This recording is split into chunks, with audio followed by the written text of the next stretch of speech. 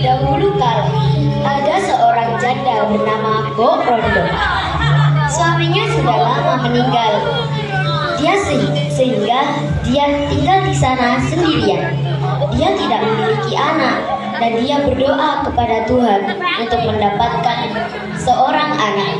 Di rumahnya dan mendengar dia berdoa, raksasa itu berkata, Oh, aku bisa memberimu seorang anak, tapi kamu harus mengembalikan anak itu kepadaku ketika dia berumur 17 tahun.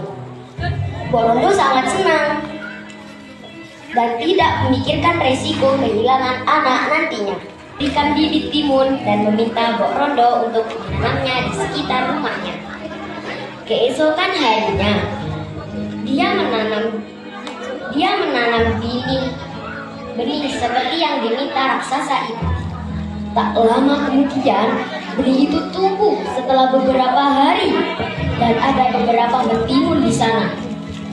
Namun, yang paling menarik adalah timun emas yang sangat besar. Bok Rondo memetik timun emas dengan hati-hati dan membawanya pulang.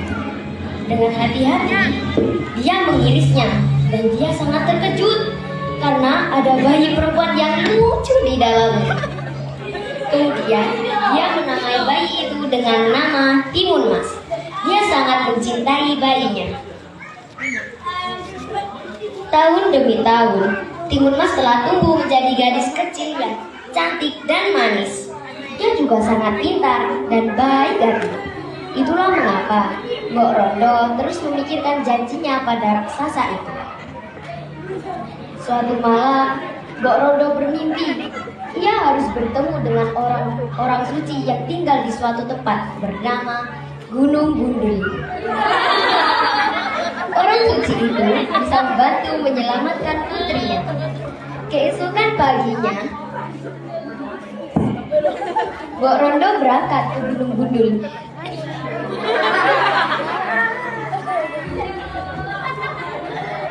Dia bertemu dengan orang suci itu dan dia memberikan 4 tas kecil untuk Bok Rondo sambil berkata, tas-tas ini untuk putri, tas-tas ini untuk putrimu.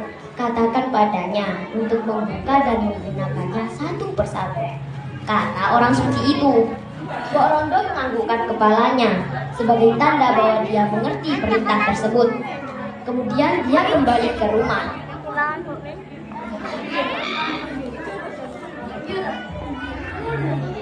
Masing-masing berisi biji timun, jarum, garam, dan terasi. Orang suci itu berkata bahwa Timun Mas bisa menggunakannya untuk melindungi dirinya sendiri.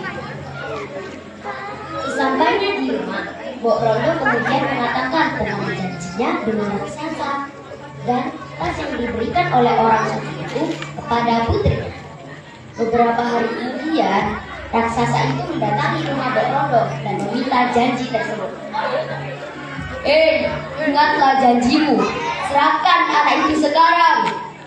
Mendengar suara raksasa, Bok Rondo menyuruh putrinya untuk lari dari pintu belakang dan mengambil tas dari orang suci bersamanya. Raksasa itu begitu marah dan bergegas menuju Timun Mas. Sambil berlari, Timun Mas berkata, "Hei raksasa, kau tak akan bisa menangkapku." Dia semakin dekat dan sangat dekat. Dia kemudian membuka tas pertama. Itu adalah biji mentimun. Dia membuang biji itu dan langsung tumbuh menjadi ladang mentimun yang besar.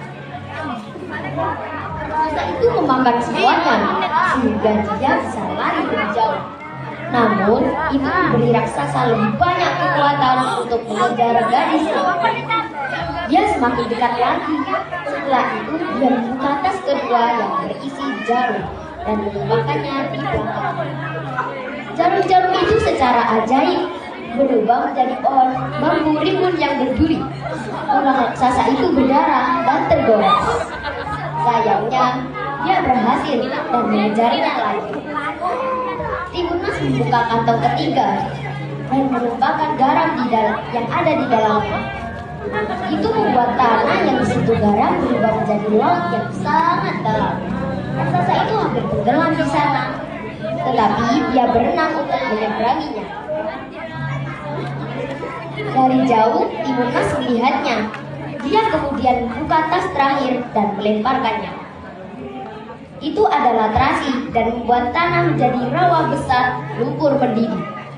Akhirnya, raksasa itu terjebak di sana dan lumpur menenggelamkannya. Ah, tolong! Semuanya sudah berakhir. Timun Mas kembali ke rumahnya dan hidup bahagia selamanya bersama Mbok Rondo. Oke.